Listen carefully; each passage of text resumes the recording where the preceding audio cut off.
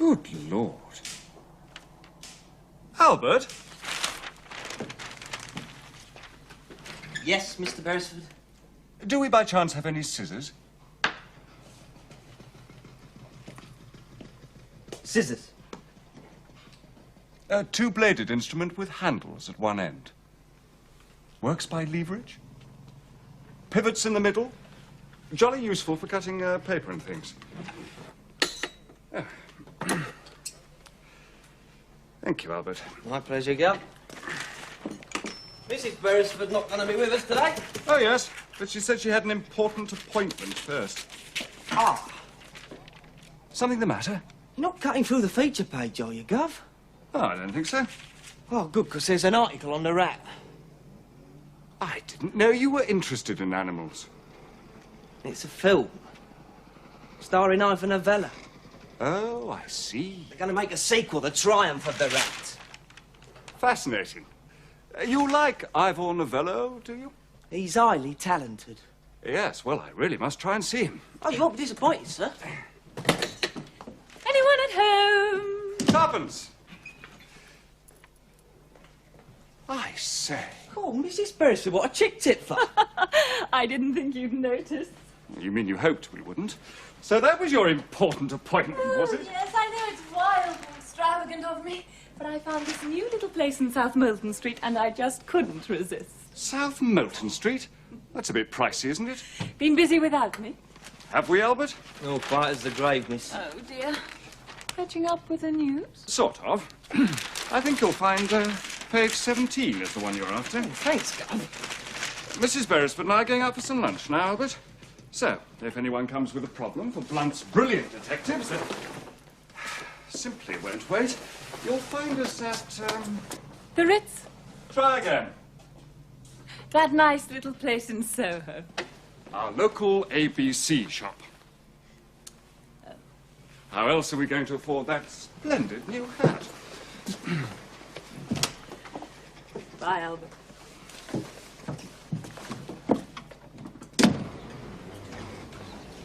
Excellent. Couldn't be better. Why does craze for the simple life come upon you? Be patient. All will come clear. I wonder now whether one of these haughty damsels will condescend to notice us.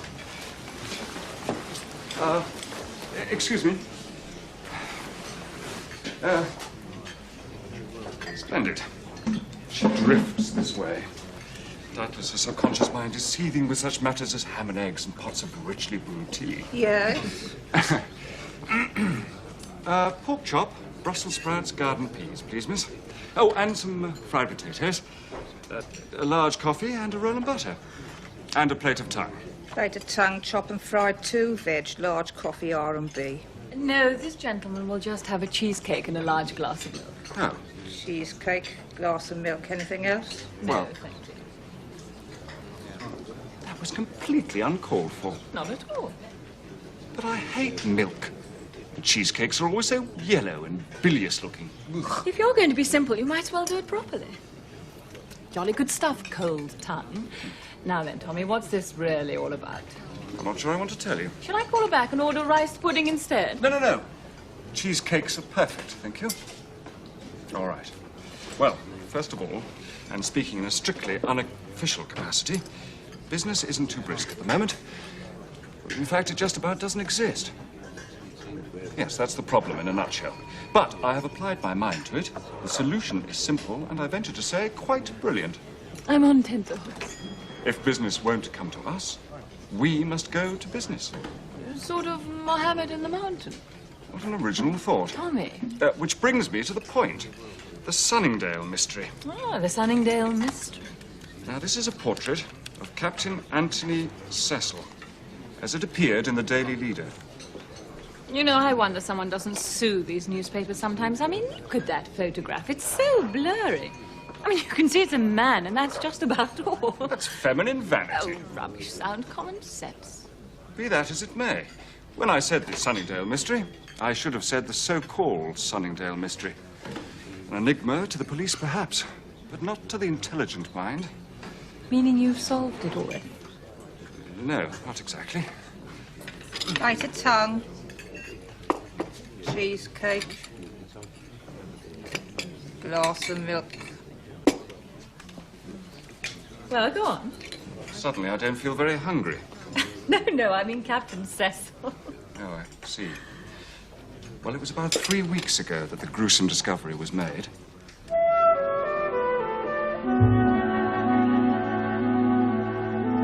A young couple were enjoying an early round on the famous course. It was a beautiful morning. No one else was about.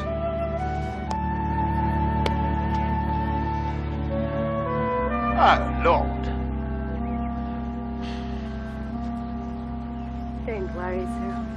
I'll help you look.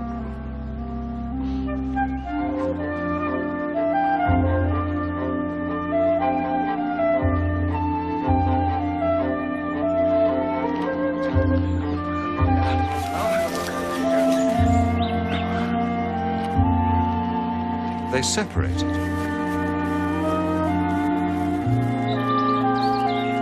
And then, after a few minutes...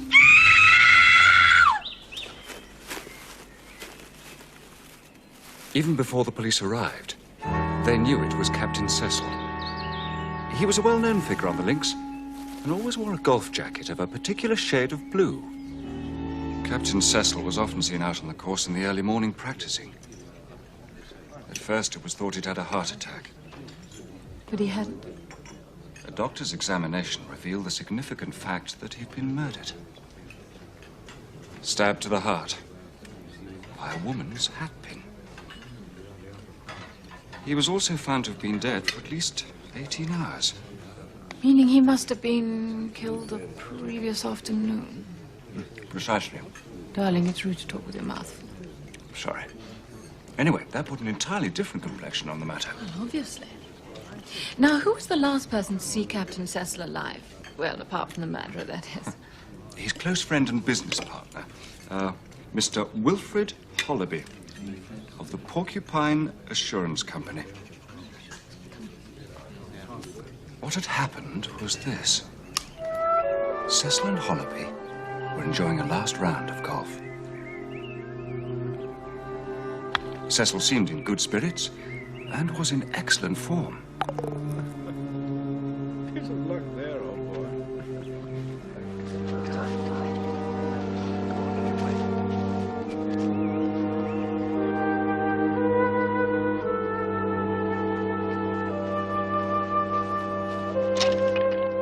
Suddenly, as Cecil approached the 17th tee, Hollerby saw someone else.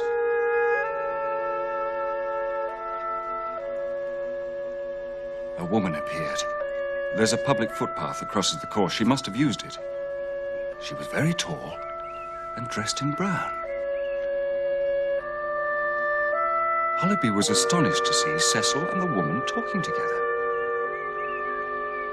Shan't be a minute. They walked off in deep conversation. The footpath there leaves the course. They'd disappeared.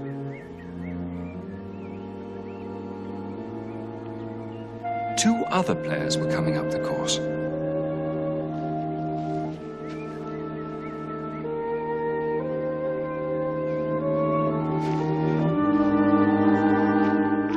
Then, much to Hollerby's relief, Cecil reappeared.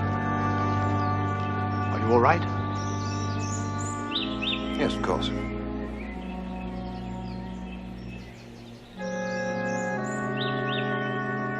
We'd best get on.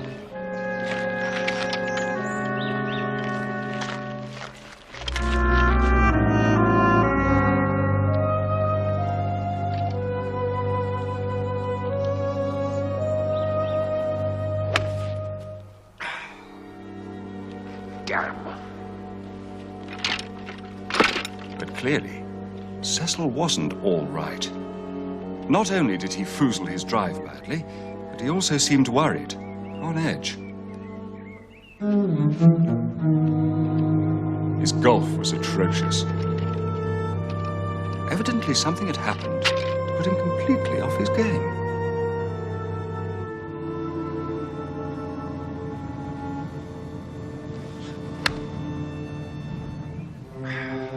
What the devil do you think you're playing at? A a child could have done that. What sort of a shot? The other two players were a Major Barnard and a Mr. Leckie.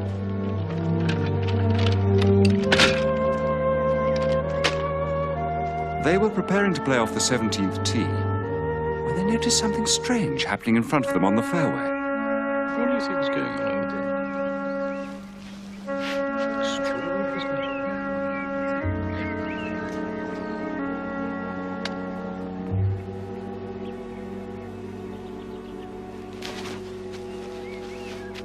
I say that.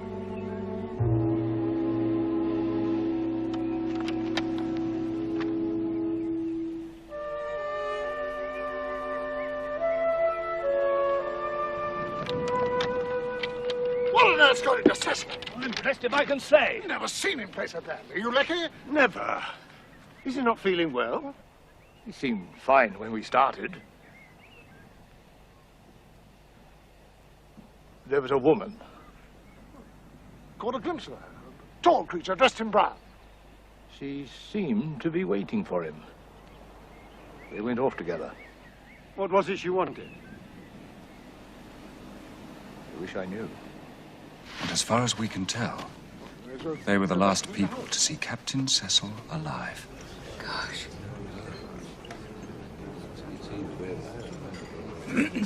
Finished, have you? Oh, yes, thanks. Well, Tuppence, Well, Tommy, what do you think? is there a Mrs. Cecil? Yes, but she was away at the time visiting friends. Children? No. Servants? A couple who looked after their cottage, but it was their day off. They spent it in town. Now, who else might have had a motive? No one, apparently. And the police? Rather baffled. Aha, which brings us back to the mysterious woman in brown. Who was she? No one knows. Don't worry, it'll only take me half an hour. What will? Why, packing, of course. Bound to need a few more clothes. Clothes? Well, you surely don't expect me to appear on a golf course dressed like this. So we're going to be Mohammed after all, are we? We are going to be whatever you say, my darling. And whatever it takes to find the mysterious woman in brown. Mark my words. She's the key to this murder. Hello, Albert. We're off. What on earth are you waiting for? I'm just wondering about Doris Evans. Doris Evans? Yes, she's short, fair, and nothing like the woman in brown. What on earth has Doris Evans got to do with it? Everything, it seems. The police have charged her with the murder. Oh, dear. As you say, oh dear. But there's one thing I'm sure of. Absolutely convinced. What's that?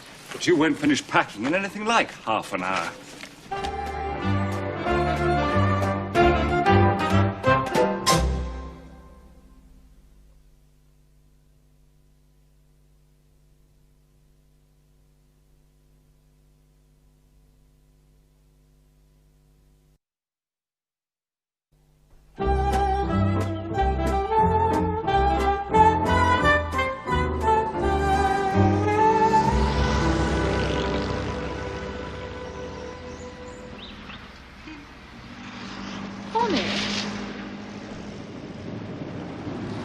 Sure this is right for Sunningdale. Positive. And according to the map... Oh, don't worry.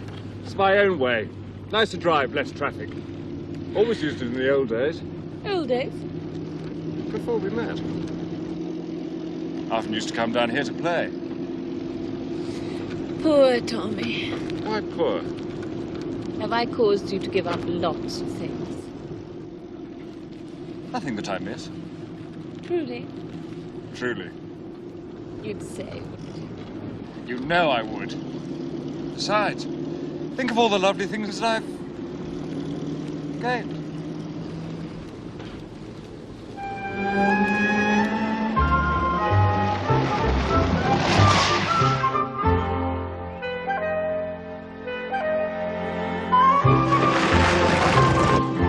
Now, what do we know about Doris Evans? Not much. Except that she's been charged with murder. She denies it, of course, but she's been committed for trial. On what evidence? Circumstantial, but pretty damning.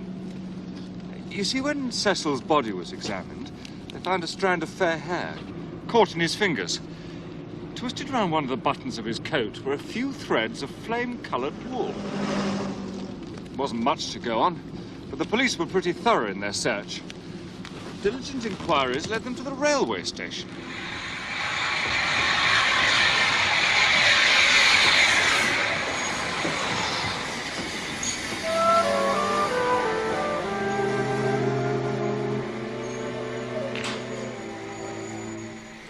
A young, fair-haired girl in a flame-coloured coat and skirt had arrived on the afternoon of the murder.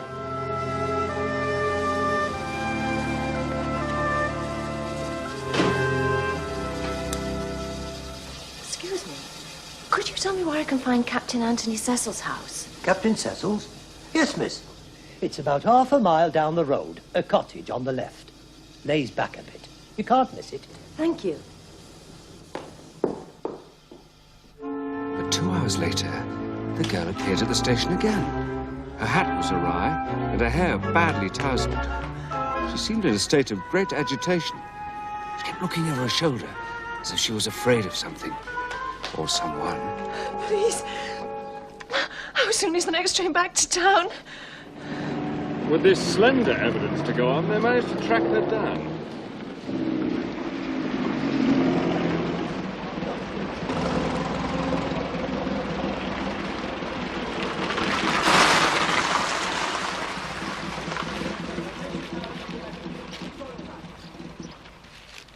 Good evening, sir. Good evening, madam. Evening. I'd like your nicest accommodation, please. With a beautiful view, if that's possible.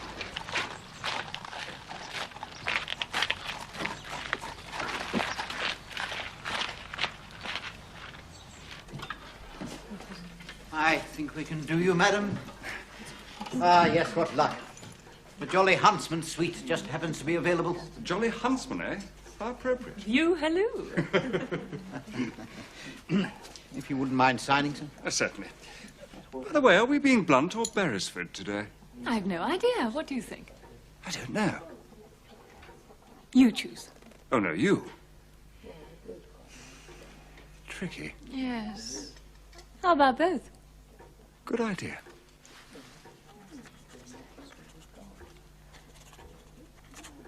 There we are. Mr. and Mrs. Beresford Blunt. Perfect. Would you have some tea sent up, please? Certainly, Mrs. Yes, madam. At once. Thank you. Just right. Oh, I am glad we came here. You are clever, Tommy. Only doing my bit. How's the view? Stunning. Absolutely stunning.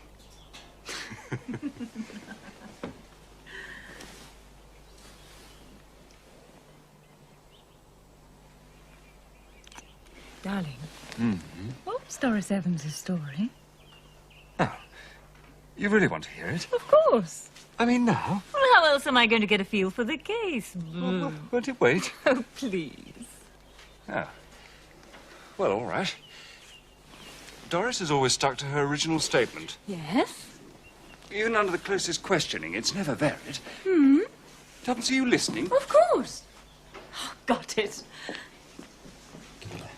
Well, go on. You talk. I'll unpack. But that'll take ages. Not if you stick to the point. All right. Well, concentrate, Tuppence, because I'm only going to say this once. Quite right. Doris Evans is young, unmarried, and rather pretty. A good time, gal.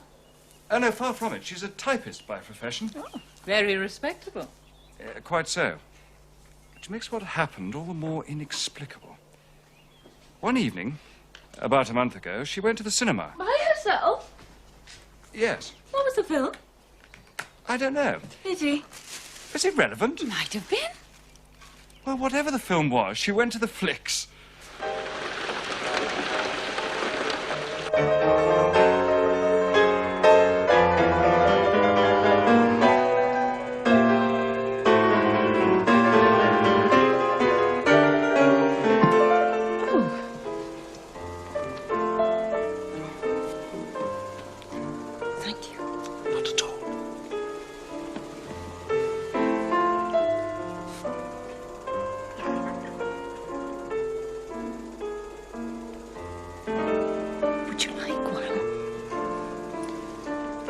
beg your pardon?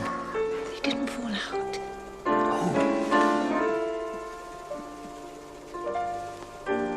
Thank you. Don't mention it.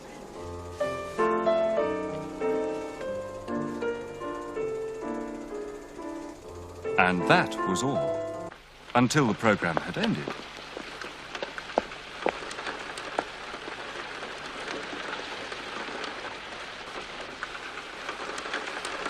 Oh.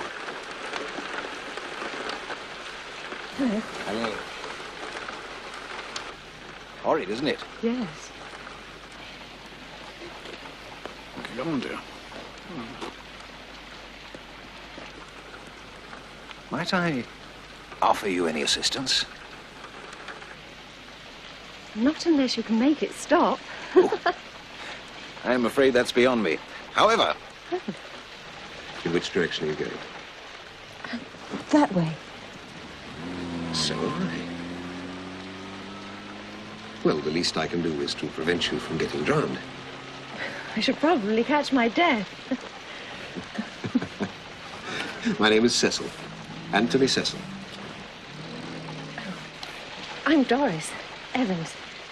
How'd you do? Hello. Well.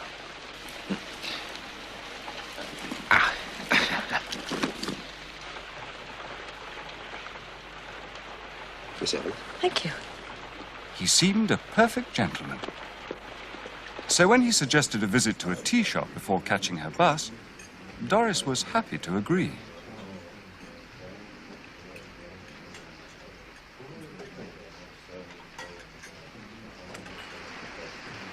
He told her he had a cottage at Sunningdale. When Doris asked if he was married, he said no. He was a widower. She liked him. He was charming. His manners were impeccable. He suggested they meet again. Doris didn't hesitate to say yes. So it was arranged that she should come down to Sunningdale on her next afternoon off. Doris was excited and flattered. She had always liked older men. So the following Wednesday, Doris duly arrived. She soon found the place.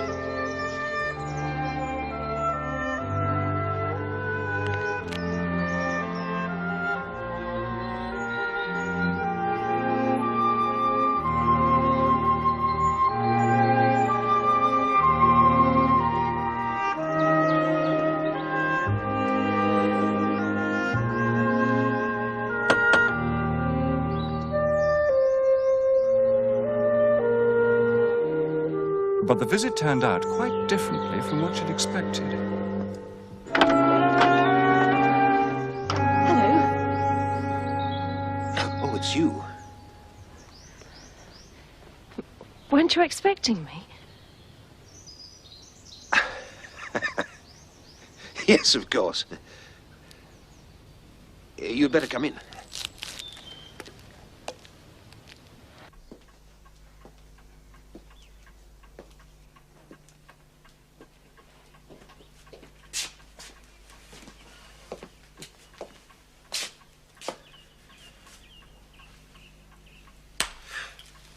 Are you hungry?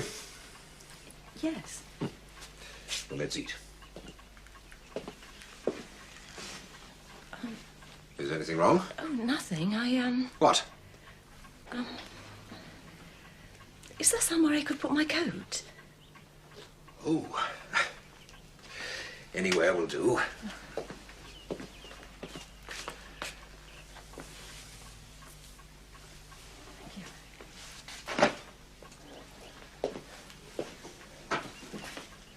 Please, sit down.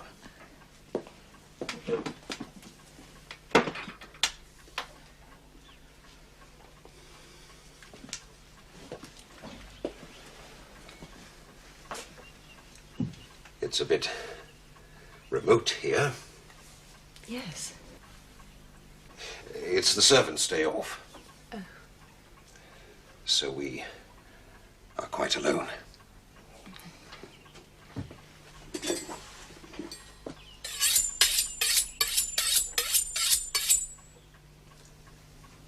Are you partial to ham?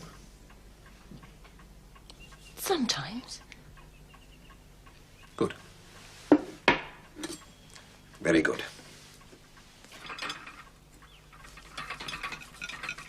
Must have been quite a shock for her. So she says. Not a bit what she'd imagined. Poor Doris. And fancy him pretending not to be married. Then what? Cecil continued to behave oddly. So much so that Doris began to wish she'd never come. I'm not surprised. But what caused her to appear at the station in that terrible state? That came later. Don't rush me. Sorry. I'm trying to tell the story as Doris insists that it happened. And you're doing it wonderfully. Thank you. Anyway, they finished the meal, and afterwards Cecil suggested they go for a walk. Tuppence? You here?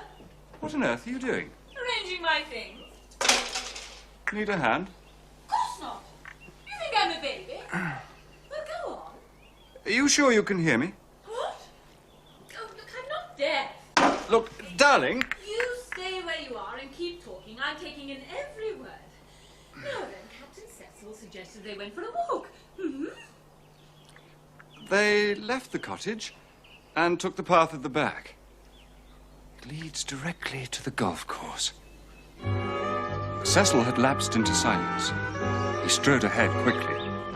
Doris found it hard to keep up. As they were coming down the footpath leading to the 17th tee... This is it. We go no farther. I don't understand. It's the end. What are you talking about? They'll get me. They're bound to get me. I was a fool to think otherwise. What's the point in trying to hide anymore? Stop it. I'm ruined, do you hear? I'm done for. There's no point in going on. I can't Stop escape it. them any longer. You're frightening me. I shan't go alone. Never alone. You shall go with me. They'll get me, all right. Oh, yes, they'll get me. I've cheated them so far. I'll cheat them last of all. One bullet for you, the second for me. All they'll find is our bodies, side by side, in death. That is a story Doris Evans tells, and from which she has never once varied. She strenuously denies ever having struck at him with a hatpin in self-defense, although given the circumstances, it would have been a natural enough thing to do, I suppose. Anyway, there, for the moment, it rests. What about the gun? I beg your pardon? I said, what about the gun? According to the story, Cecil waved a gun at her. Yes. Yes, a gun was found the next day, lying in some bushes next to the body. It had not been fired. I see. So that would support Doris's story, wouldn't it? Possibly. Although if we believe her, and you have to admit it is a pretty big if, who was it killed Captain Cecil? Was it the other woman? The woman in brown whose appearance so upset him? Well, so far no one's explained her connection with the case. Quite right. Who was she? Was she a local resident? Or did she come from London? If so, did she come by car or by train? Ooh. What's the matter? I was just thinking. If she came down by car, she might have stayed here. Oh, that's hardly likely. No, I don't suppose so. But horrid thought, though.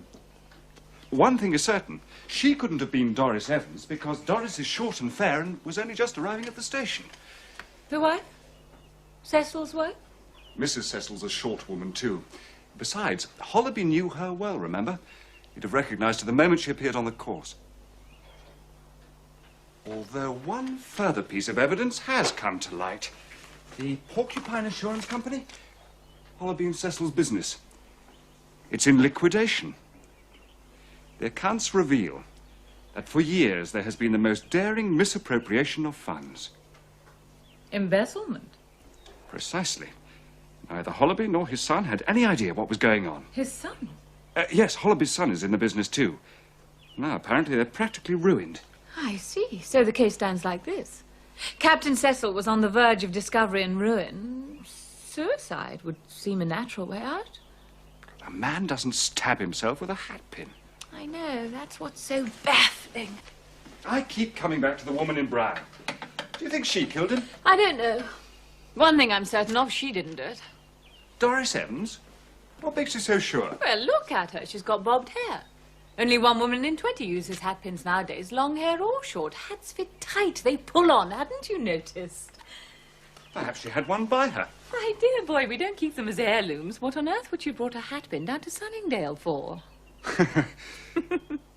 No, you're right. It isn't logical. It just doesn't fit. Then it must have been the other one. The woman in brown. I wish she hadn't been so tall. Then it could have been the wife. I always suspect wives were away at the time and couldn't possibly have had anything to do with it. If she'd found her husband carrying on with some girl, it would have been quite natural for her to go for him with a hatpin.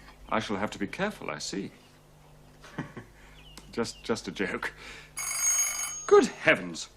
I've completely forgotten something. What's that? It's all ours, and we haven't eaten yet. You must be starving. Tommy, would you mind terribly if just this once we missed dinner tonight? Oh, I suppose I could try and bear it. Only I don't seem to have much of an appetite. No. Now you come to mention it, neither do I. On the other hand, I don't feel particularly sleepy. I don't either. Tricky. Let's try and think of something. Let's.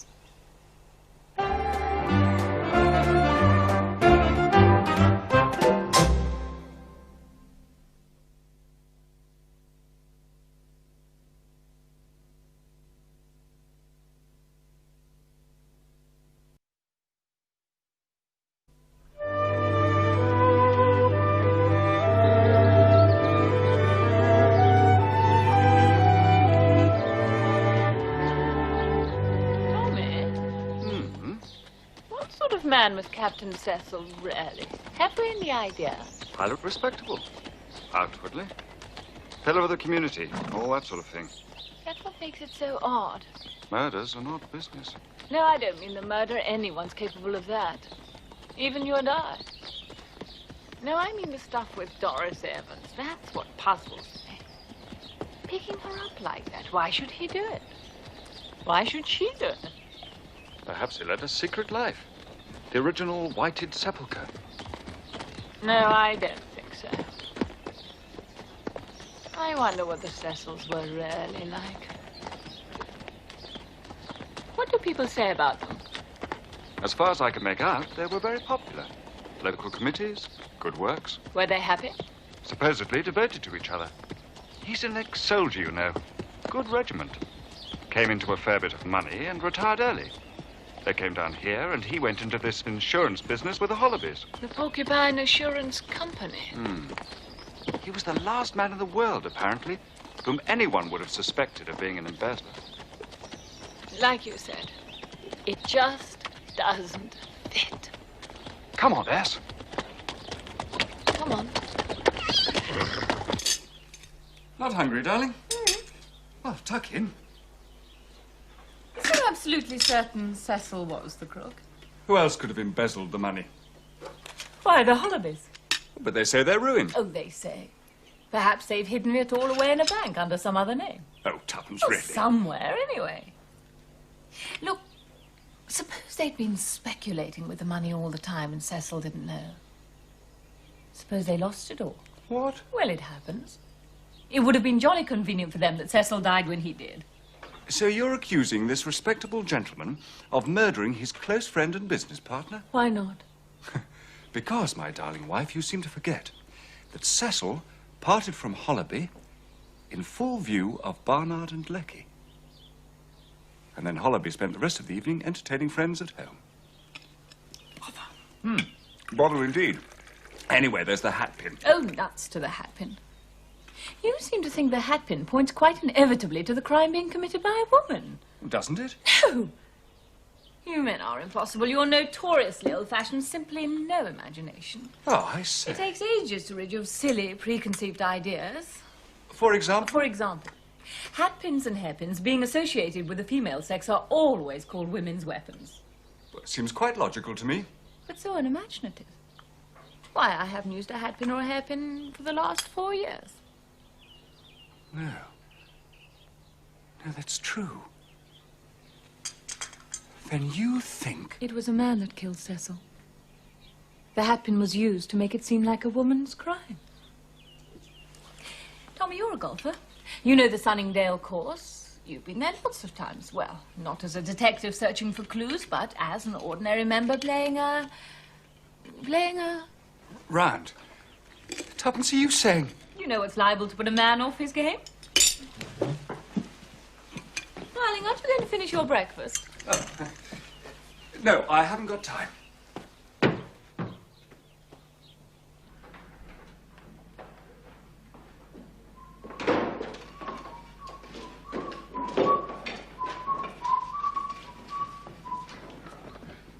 Good morning. Morning, sir. Would you put these in the car, please?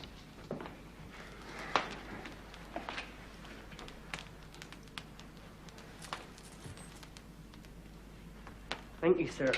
Thank you.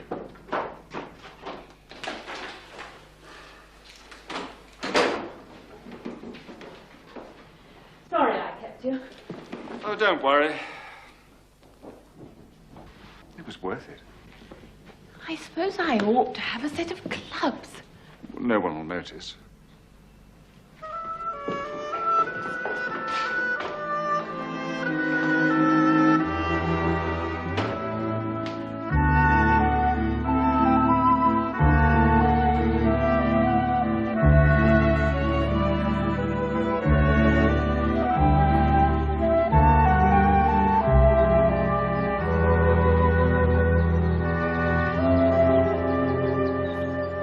Let's get the sequence right.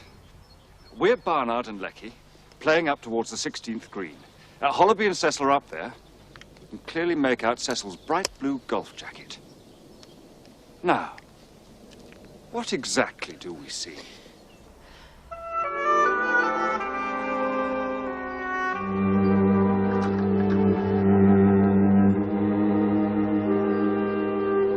Suddenly, as Cecil approached the 17th tee, she was very tall and dressed in brown.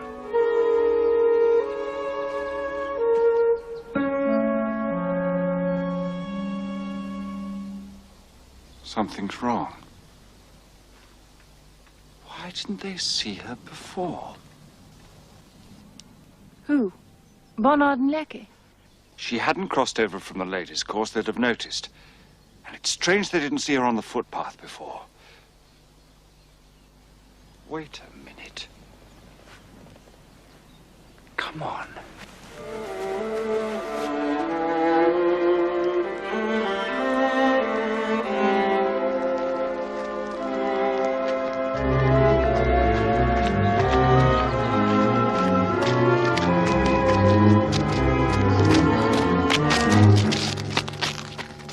Tommy. I thought so.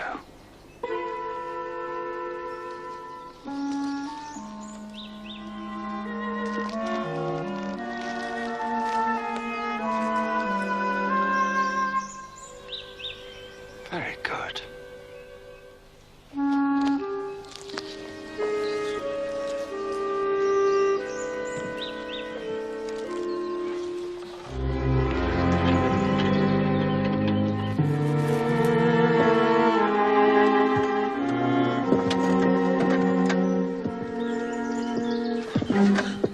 I don't understand. Don't you see? This hut's out of sight of the course.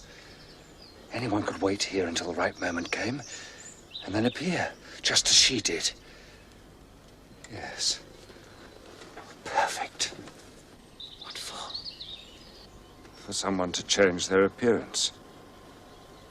Tell me, would it be very difficult for a man to look like a woman, And then change back to being a man again? It depends.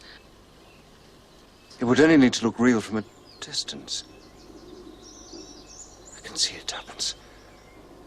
I think I know how it was done. 1.5 minutes at the outside. Quickly.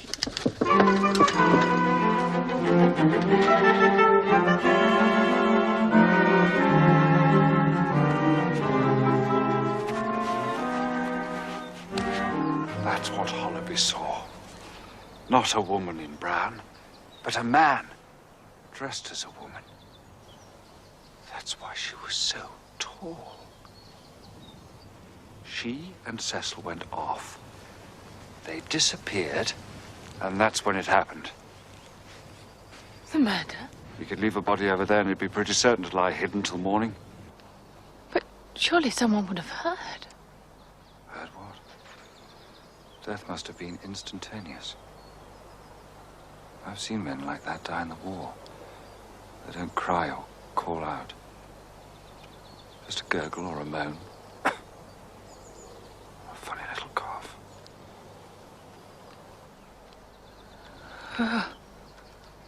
Imagine it. Cecil goes up to the 17th tee. The woman appears.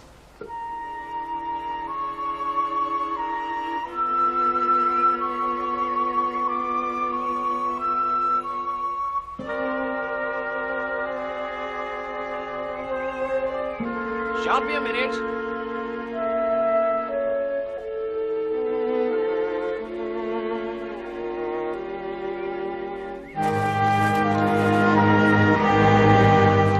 Look here, just what's all this about? I'm not going to...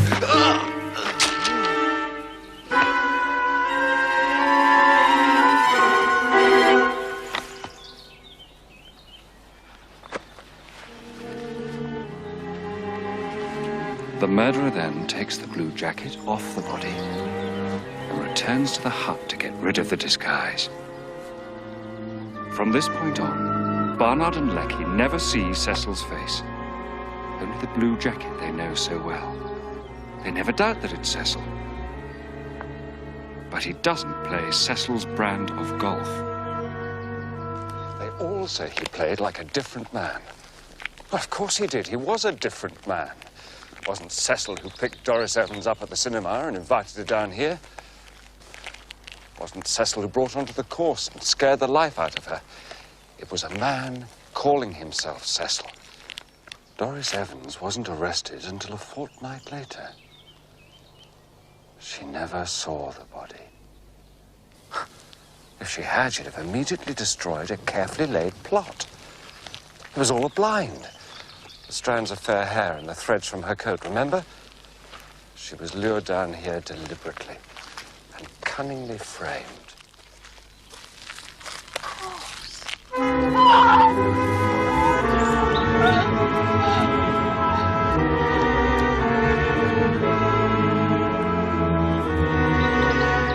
must have been after Doris had run off. The murderer returned to the hut, took off the blue jacket, retrieved the disguise,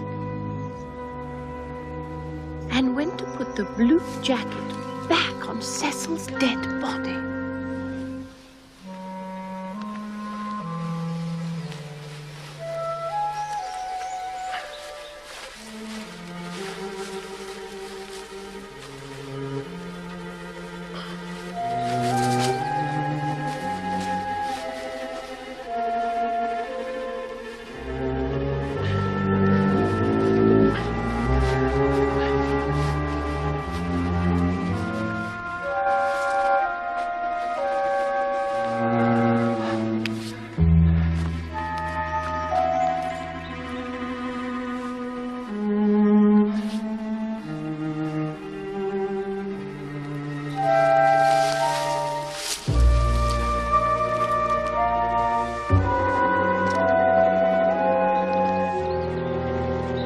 Wait a minute. There's something wrong. What's that? Hollaby. Hollaby? Now, I'll admit the Barnard and Lecky couldn't see if it was Cecil or not, but you're not going to tell me that Hollaby, the man playing with him, couldn't see his face. My dear old thing, that's the whole point. Hollaby knew. You guessed it yourself. And if we're right, Hollaby and his son were the real embezzlers, and they'd worked out the whole plot together.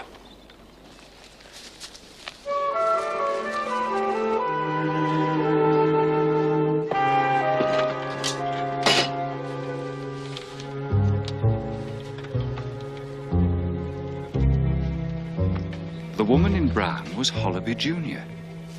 who then returned to the course as Captain Cecil.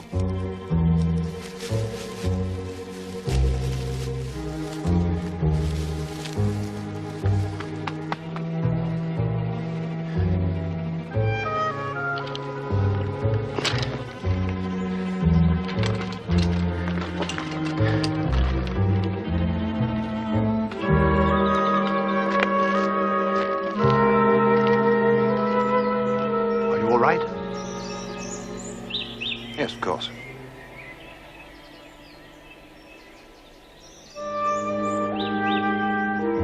Well, let's get on.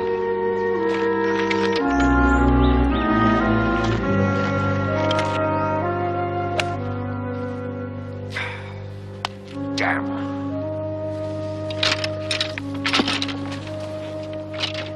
So when he left his father, he went straight to the cottage to lie in wait for Doris. So Hollerby's son was the murderer. Yes. He's about the same age as Cecil, and the same height.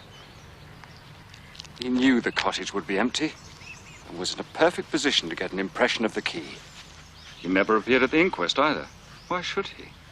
Nobody thought to inquire where Hollerby's son was that fatal afternoon, or what he was up to. So Doris Evans actually met Hollerby Jr. pretending to be Cecil. And if she'd seen his photograph in the newspaper, well, the quality's so poor, there's no chance of recognizing him. Exactly. At last, it all fits. First stop, Scotland Yard, and make sure that Blunt's brilliant detectives get the credit they deserve. Then home for a meal and a quiet evening alone. Don't you agree? Yes. Oh, tuppence. Not another evening at a nightclub or some boring old play. No. What then? I just wondered if we might stop off, on our way home, that is, Yes. at that dear little place in South Molton Street I found. You don't mind, do you? Mind? You deserve it. Oh, darling.